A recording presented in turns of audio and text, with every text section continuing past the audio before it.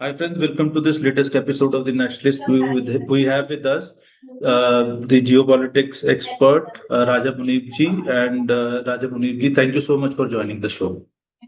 Sir, thank you so much. Namaskar to have me on the program once again. Yeah, Good to see Raja you. Muneeb ji is an expert, especially on POJK, Kashmir issues, and Middle East, and of course Pakistan. And we are going to talk about what is happening in Pakistan right now.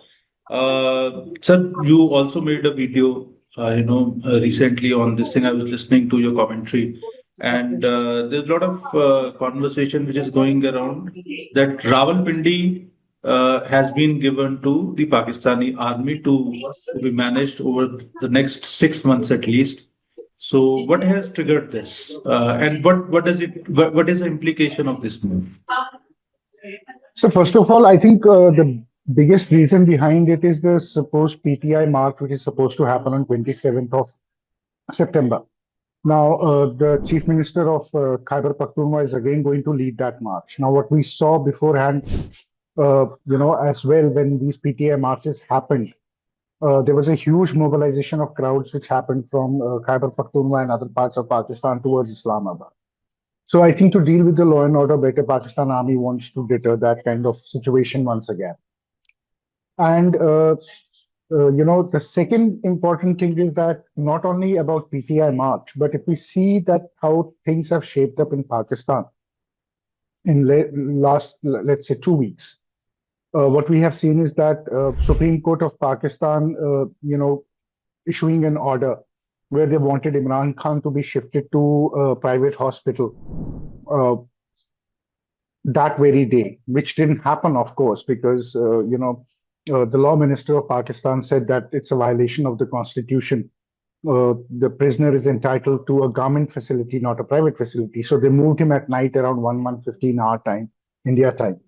And he was treated, he was basically treated by the physician, the surgeon, and whatever the Supreme Court had ordered.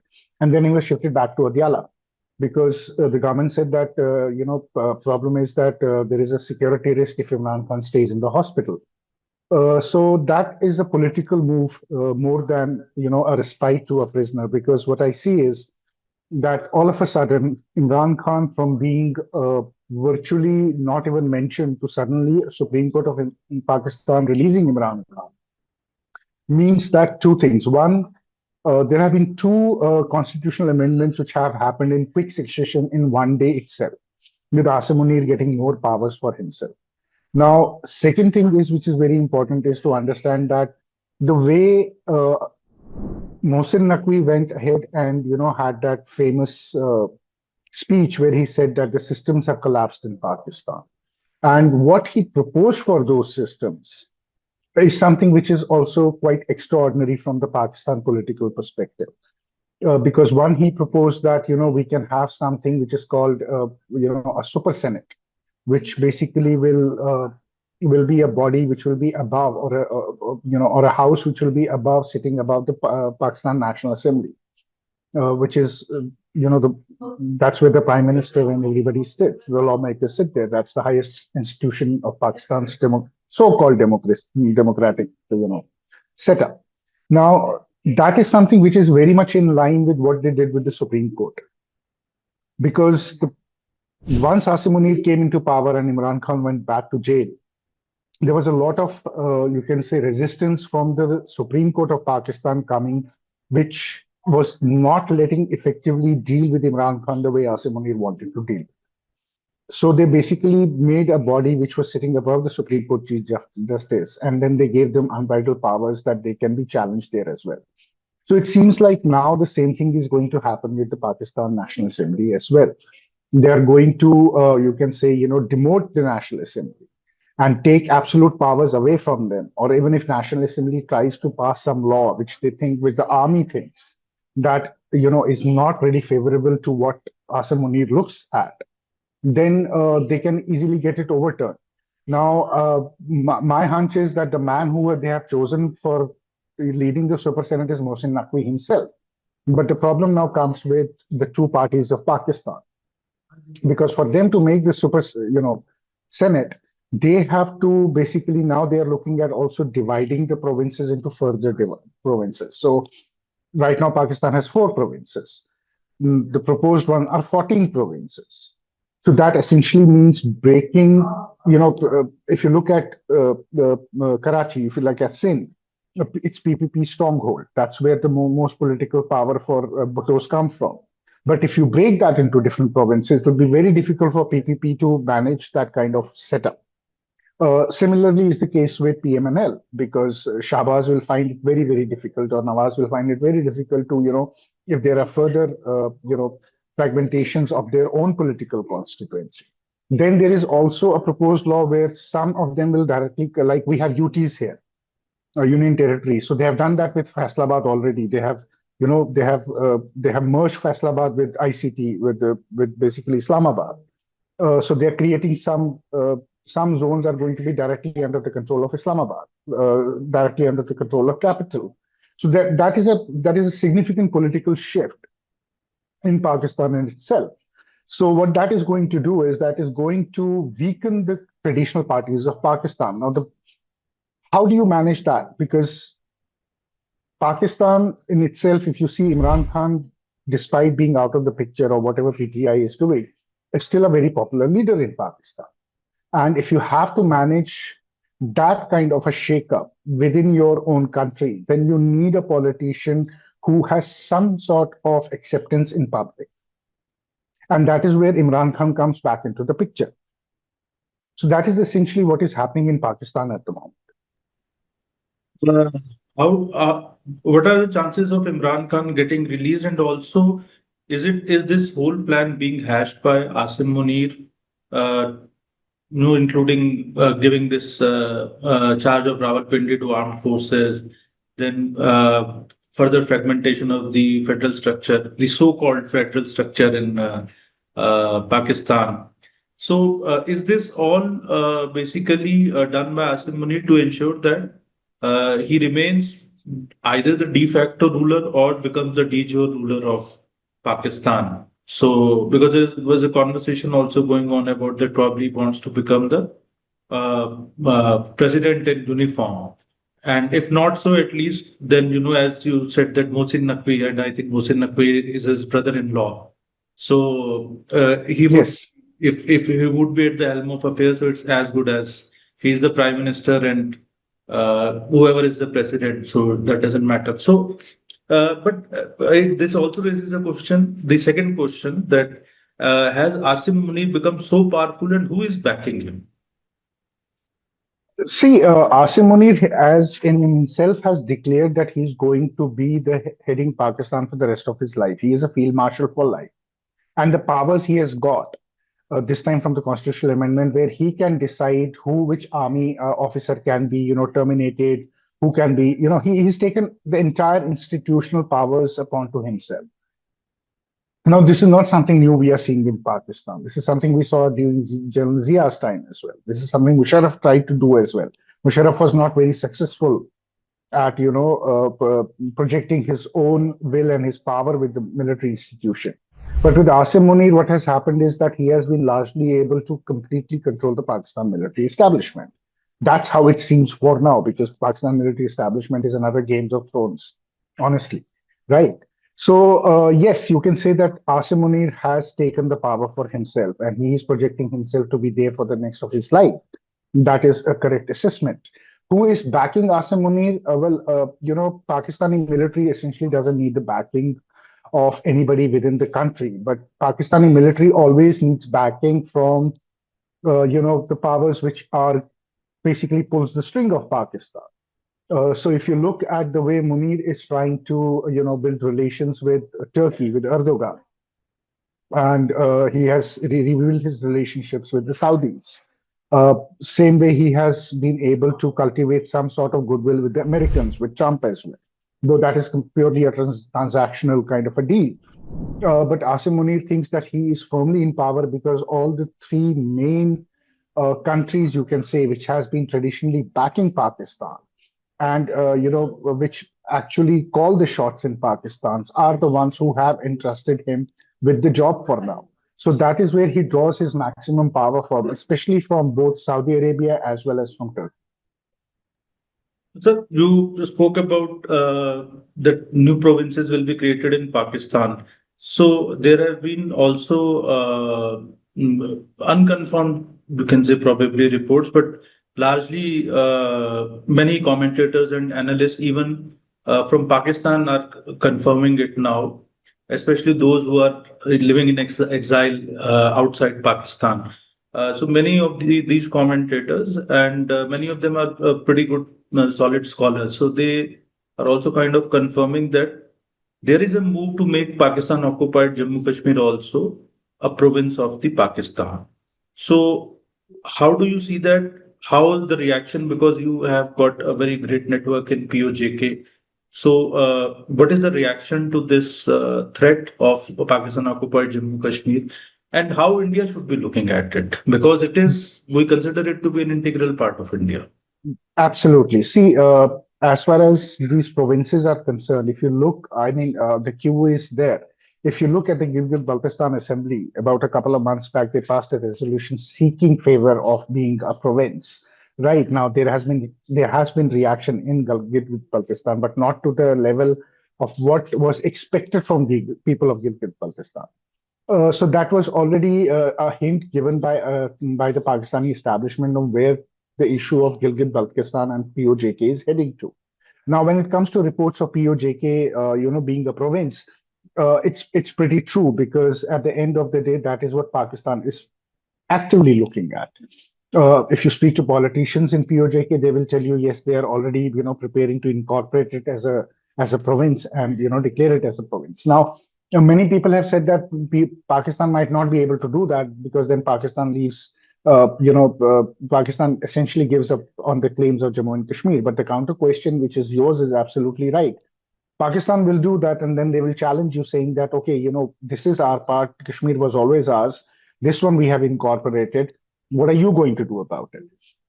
Now, I think that is something which is a very, very serious issue, and the government of India really needs to look at it if that happens, because there are two options here. One is that you either give up on the claim and you make it a fait accompli and you draw an international border between the two parts of Jammu and Kashmir. Now, idealistically saying that is what was proposed in 1971 as well. It was an idea which was toyed about that time. But I don't think, given the political reality uh, today, I don't think that is something which India would be really, really keen on or even would be thinking about. So a lot would depend on how we are going to react internationally to it. How are we going to present our case internationally on Pakistan's, this usurping of POJK as a province into Pakistan? So I think it's a very narrow edge which we are walking on POJK at the moment. But I think it'll be the government of India which will ultimately decide what future course has to be given. But given that, what we think, but we also have to see how much of willingness is there in POJK people itself for them to basically accept what Pakistan does unconstitutionally in POJK.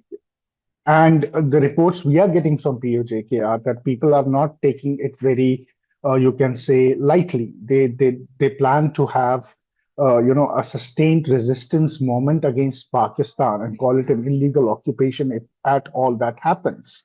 So you will see a lot of unrest within Pakistan itself, in POJK itself.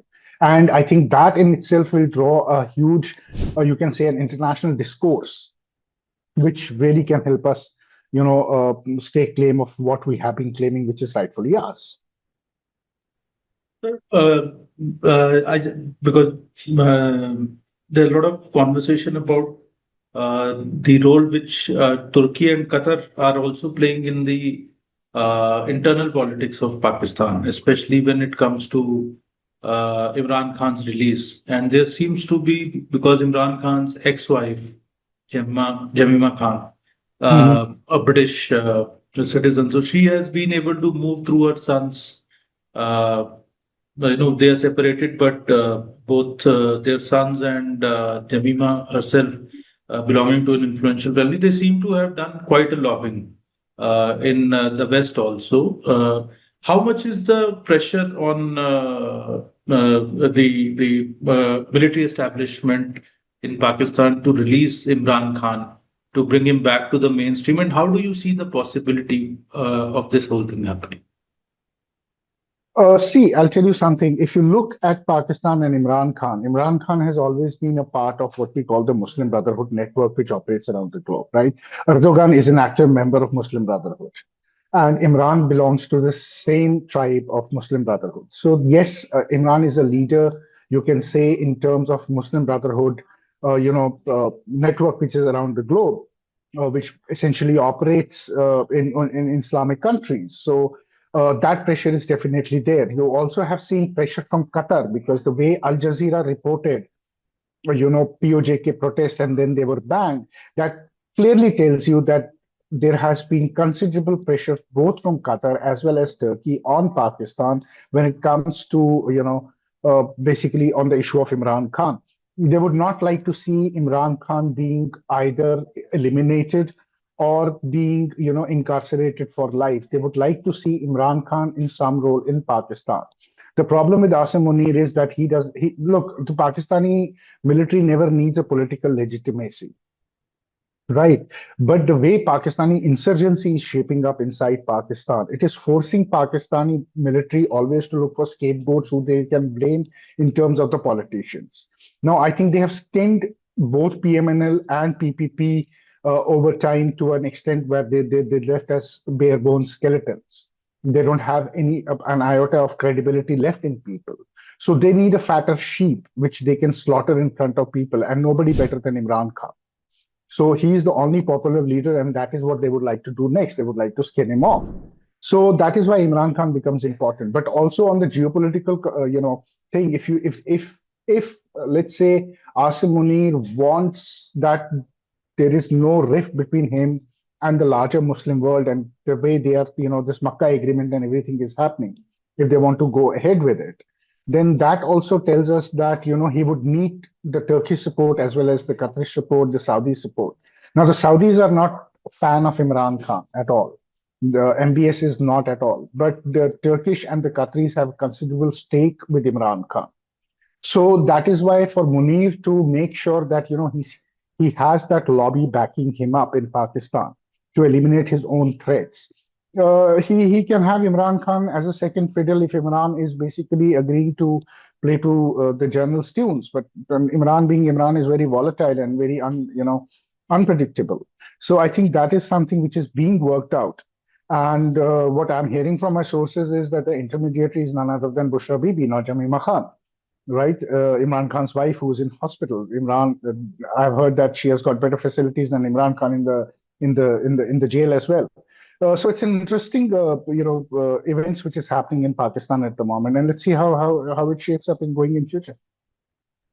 So my last question is that how, because you yourself belong to Kashmir, and and you have a great network there also. So that part of Kashmir which is in India. So how Kashmiris, especially those in the valley, so they are, because there was a time when there was a huge sentiment was created, which was a pro-Pakistan kind of a sentiment that was created. We have seen that in the pre-Article 370 abrogation era. Of course, things have changed significantly on the ground after that. So how the Kashmiris in the valley are looking at what is happening in POJK? Because I think more than 100 people have been already killed there. And the agitation is still going on very strong, though it has been censored.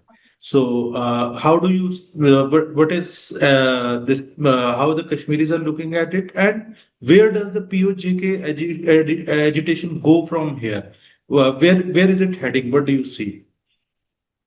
See, as far as people of Jammu and Kashmir are concerned, right after 2019, I'll say there was a general disappointment which started setting up towards Pakistan because Kashmiris expected Pakistan to, work out some miracles and do something for them. But the way Pakistan responded was extremely, you can say, disappointing for a lot of Kashmiris. So, and the way Pakistan has been for last 6 years, the reality of Pakistan is in everybody's eyes. Today's Kashmiris see where they are and they feel that they are much better than people who live in Pakistan. So that economic disparity also has something which has given Kashmiris a big reality check about Pakistan. So that romanticism of Pakistan per se has died. But Kashmiris being emotional, they're big fans of Imran Khan for some reason. And they think that if somebody can save Pakistan, now this is exactly what the Gen Z of Pakistan thinks, and a lot of Pakistanis think. And even Kashmiris think, forget about saving Kashmiris. They say if Pakistan needs to save itself, it needs Imran Khan. So it's more for the welfare of Pakistan that they think Imran should come back in power than about Jammu and Kashmir, number one. Number two, how it is going from there on is now something you can say that, we have moved on. Kashmir has moved on beyond Pakistan. But if you look at it's changing. The theater is changing because, the larger Muslim identity is something the Kashmiri associates himself more with. Which is pretty much equal to what we see in India, in mainland India as well. You talk to a Keralite, he has an Islamic identity, a specially carved out Islamic identity, or a Hyderabadi. Same is the case with Kashmiri. It's no different there. So that is how Jammu and Kashmir is basically where it is at the moment. And where do you see the POJK agitation heading? Do you think that it is going to be suppressed? Do you think that we are almost moving to a pre-1971 situation? And because when, the children and the women and young girls, so when they come out on the roads against the agitation, and their basic supplies have also been kind of prohibited there. So even basic food products are not allowed to enter the POJK by the Pakistani army. So, but still the agitation seems to be getting stronger day by day.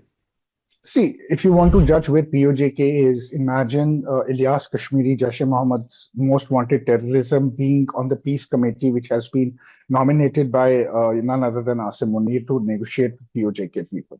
So that tells you the mindset of Pakistan, which is, and also the stakes of terror organizations that operate out of POJK. So it is going to be a mess in POJK. As far as the agitation is concerned, this agitation is not going to stop. It is going to, fuel further and further. But then how much will do the people of POJK have to fight the Pakistani establishment on one end, and then on all these terror organizations which operate out of POJK as well? Because if you see, largely for now, this whole protest is, you can say, centered around Rawalpindi. Muzaffarabad is also hit, but Rawalpindi is something which is really up in arms, right?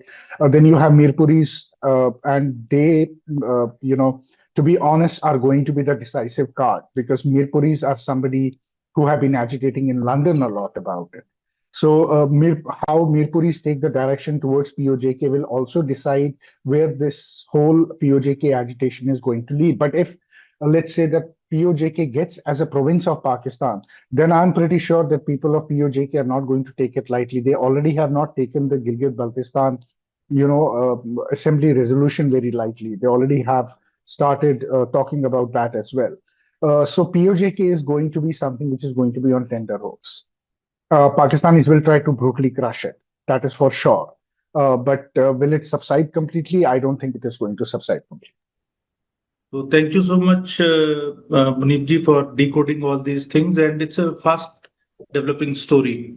And Pakistan generally is always a fast developing story because of the volatility and the continuous instability there. So, but it's a much faster developing story, and we'll keep track of it. And we hope to host Raja Muneeb back soon again. And thank you, viewers, for watching. Thank you, sir. Thank you for taking out time from your busy schedule. Thank you, Arunji. It's always been a pleasure. Thank you so much.